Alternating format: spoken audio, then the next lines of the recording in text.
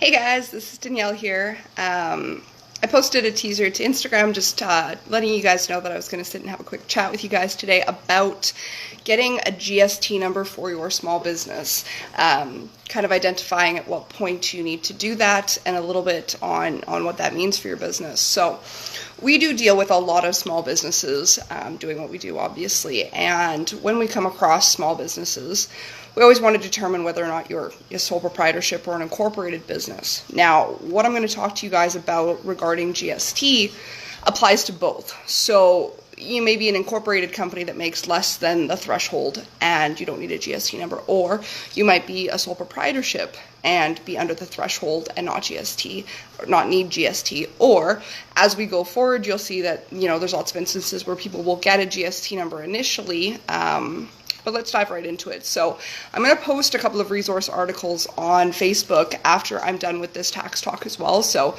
you guys can read it. But the one is called "Does your small business need a GST number?" Well, the long answer is, if you're self-employed, freelance, or run any kind of business in Canada, you probably heard about GST. So the official threshold for when your business needs GST is $30,000. So there are people that will definitely go and, get a GST number right off the bat. And some of the advantages of doing that, so before or when you're under the threshold, is that if you have less sales than you have expenses, you can generate a GST refund because you take 5% of the eligible expenses minus the 5% of the eligible sales. And if the number is greater, you get the difference back as a refund. In some cases, if you're a low expense industry, you might end up owing GST right off the bat, but part of tax planning is figuring out what percentage of your business, how much, what kind of expenses you have and how much, and doing some planning for GST payments when you do get started in business. So basically, like I said, it's $30,000. You need to hit that in a 12-month period. So, technically speaking, most people will track from January to December, 12-month calendar month, year, and that's perfectly fine. Hey, Christine, I see your comment. I'll get back to you in a second, okay? So yeah, we talk about $30,000 in a 12-month period. So again, technically speaking, most people will go from January to December. If you're consistently tracking from January to December, that's a good place to start, but it can be in a rolling 12 months. So sometimes you'll get somebody that starts in business in December, and their combination of sales between December, January, and February are $30,000. At that point, you can also consider getting a GST number. So yeah, 12 months, like I said, just things to know. Now, what counts towards those limits, okay? So we're talking about what's eligible to pay GST on. So we talk about different types of income, and the first type of income that we want to talk about is obviously anything that you invoice for, anything that you're paid for as a contractor. So that's your freelance, private sales. Things that are not eligible for GST is going to be income that isn't from self-employment. So salary from your job does not contribute to the $30,000. Investment income, as long as it's not in a business name, is not eligible to contribute to GST. Again, even then, most investments are exempt from GST for income, and social support and things like that. Okay. Rental income also.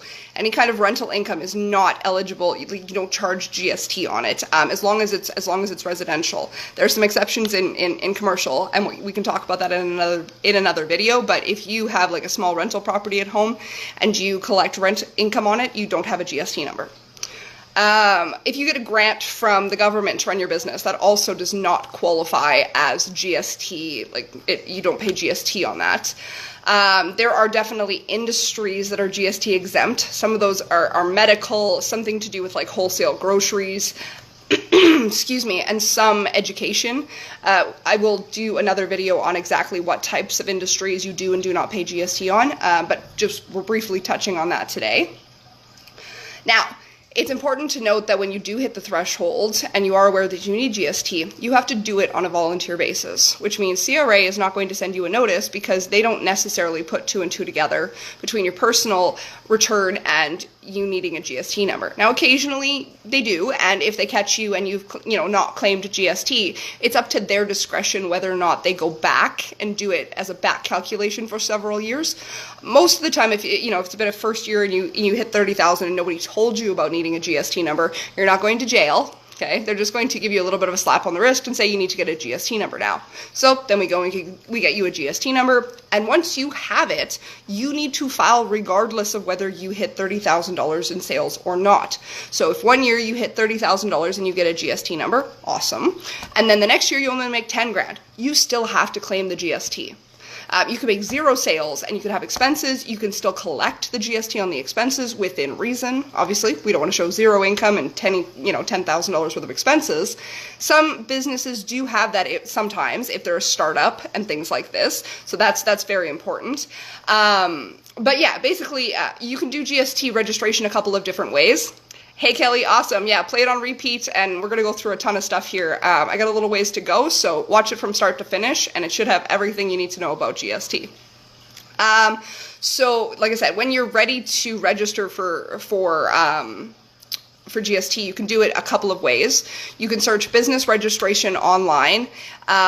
If you do that, it'll ask you to identify yourself as a corporation or a sole proprietorship. You'll need to validate your identity with CRA, so you'll need your SIN number, the postal code that they have on file for you, and your date of birth. I can also assist, or companies like us can definitely assist you. If you just call somebody up and say, hey, I need help registering a GST number, super simple. The last option, obviously, is do it yourself, and I'm a big believer that being involved in your business at most levels is very important. So you can most definitely just call CRA. The number is 1-800-959-5525, and that's a resource that I will post. You can just call them and say that you want to register a GST number, and they'll take care of you right off the bat. Thank you, Devin. That was very nice of you. Also, for those watching the live video, obviously this feed is live, so there's going to be some me replying to comments. If you guys look at the comment section, you'll be able to see the ones that I'm referring to. So I'm not talking to myself, I swear. But yeah, so like I said, setting up a GST number, a couple different ways, very easy process, but very, very, very important. You can close a GST number due to inactivity if you'd like. That's also an option. If you're, shutting down your business and you want to do it, you do actually have to formally close it. So again, that is definitely something we can help you with. Or you just call CRA and tell them that you want to officially close your business, you want to close the GST number. They'll make you file usually a partial payment just to get rid of it, which is just fine. Excuse me. A lot of the time, it's very simple to close it if you don't need it. I'm going to touch just briefly on when you're a small business and stuff like that. There's also I'll post a resource too here. It's self-employed taxes, the 4 keys to ask yourself before you're filing. So things we need to know about the actual tax return, and then things we need to know as far as GST one more time. So this is going to be specifically for sole proprietorships. If you are an incorporated business, then I will create another video for you on your reporting periods and how that works and timelines for you and your filing. So this is just going to concentrate on sole proprietorships. So as a sole proprietorship, a lot of the times people will commonly refer to them as home-based businesses, things like that. So a lot of you ladies out there, selling Arbonne and Stella & Dot and Sensi and Juice Plus and, all those other ones, you guys are considered home-based businesses and sole proprietorships. So that means that when we file your taxes, it goes directly on your income tax. So there's no separate filing for you. It all gets done at the same time. So when you're preparing your taxes for the 2018 year end, make sure that you are including your business stuff and all of your applicable income and government forms or anything else outside of that, and it all goes together. So when we're talking about being self-employed, like I said, just a couple of things we want to talk about.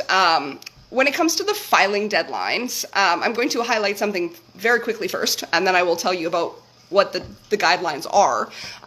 If you are getting a refund, or if you normally get refunds, or if you think you're going to get a refund, you don't have to file by April 30th or June 15th. You can file your taxes whenever you'd like during the year. Now, anytime during the year within reason. So every single year the tax filing desk opens somewhere between February 15th and the end of February. So for 2018, you can't file 2018 taxes before that e-file desk opens in that year. But if you wanted to come in and you wanted to file taxes for 2017, we're sitting here today at July 13th, so obviously we're well past April 30th and June 15th. But if you have a refund, or you're very confident you're going to get a refund, there is zero tax penalty for filing taxes late. And a lot of offices, I know ours specifically, we handle full cycle tax preparation all year. So we'll still be doing lots of returns in July, August, September, October, all the way to the end of the year. And people will do that too because they'll wait till after the big push and the tax deadline comes out, because the wait times for the processing of your tax return goes down substantially. So that's another reason why people will do that, which is just fine. But if you are owing taxes, things you need to know is that your filing penalty, like when they start calculating taxes for you, is April 30th. So now you do have a filing deadline of June 15th, which means you can get an extended deadline, but there is still going to be, so you won't get charged a late filing penalty. You'll get charged the interest starting from April 30th. If you owe tax and you file after June 15th, there's what we call a late filing tax penalty, and then there is the interest and penalties on top. So roughly speaking, and it's not exact knowledge, so don't quote me on this, but generally speaking, the penalty for late filing when you're a sole proprietorship is about 5% of what you owe, plus 1% compounded interest every 30 days. Ooh, my video went all out of focus. Hold on. Ooh, I'm an accountant, not a videographer. So yeah, things that are very important. But yeah, so it's, you want to be, keeping those deadlines in mind. I guess the prime question is, are you self-employed? If you're checking this video out, or you're watching, talk about GST, chances are that you are self-employed. But basically, if you invoice for things, Uber drivers, freelancers, small business owners who are not incorporated. So if you have a multi-level marketing business, you are a sole proprietorship, you are self-employed. If you're a photographer part-time, you are self-employed. If you do home renovations, if you are a mobile mechanic, any of those options qualify you to be self-employed, which is great. So that's how you identify yourself. Now, if you're unsure or if you have questions, you can also call Canada Revenue Agency and they will help you identify if your business income needs to be considered self-employed income and claimed on your tax return. I'm going to post a link as well later on over the weekend about what business expenses you can claim. But big things, obviously, that we want to talk about is that you do get to claim a percentage of your home expenses based on usage or square footage. You get to claim a portion of your vehicle. So again, we're looking at a ratio between business activity and personal activity, and combining sometimes mileage logs, but definitely keeping all receipts.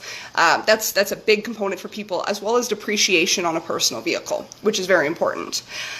Equipment including laptops, cell phones, cameras, obviously physical tools. Those are all considered equipment, and you can actually depreciate those on your personal tax return as assets as well. If you have questions about that, you can message me and I'm happy to help you identify which things are considered assets. The way I do my tax service, my guideline for my small business owners is any individual piece of equipment that's valued over $500. If the expense is under $500, it's not...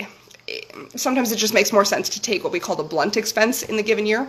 So that means that if you spend $400 on a tool, that you're going to write off $400 that year under tools and supplies. Whereas if we transferred it to an asset, you would get 20 or 30% of the $400 value or 500 plus value in the first year, and a percentage ongoing for several years until we call it, you run out of depreciable value. And again, we can talk about that more in another video here, but just identifying that you do or do not have assets in your business. Travel expenses. Love to travel for work, travel for research and development, then you're eligible to write off travel expenses. Now, biggest point that I need to hammer on is that you need to keep your physical receipts for all things to do with your business. This is just like the number one rule, and the reason why is because it creates an itemized breakdown of what you spent. And that's what CRA is looking for, so that they can identify the individual transactions that you've done to verify whether or not they're related to business or not. And then obviously the last one being, again, just refreshing, $30,000 cap or for GST, or if you feel like you're going to, make more than that in the year and you want to preemptively get one, or if you want to capitalize on some startup GST credits on those initial expenses, that's another option. But yeah, so that's my mini talk on, does my small business need a GST number? I'm going to be reposting this video. Obviously, it's going to be posted to Facebook, but I'm also going to repost it to Instagram TV. If you guys are not following us, I will also post the link to our Instagram. And hopefully we'll get a YouTube channel up and running sometime in the next little while. But yeah, just like I said, just on a bit of a mission to help, give you guys as Canadians some free tax tips that are going to make a big difference in your guys' lives. I believe that knowledge is power, and the more that you know about your business, the better. So if you guys have obviously any more specific questions, please send us an email or send us a message or give us a phone call. All of our information is on Facebook, but I'll also repost it when I put this up live. And I'm going to be trying to shoot these out every couple of days, so I hope you guys will bear with me and stay tuned for some more knowledge. Thanks.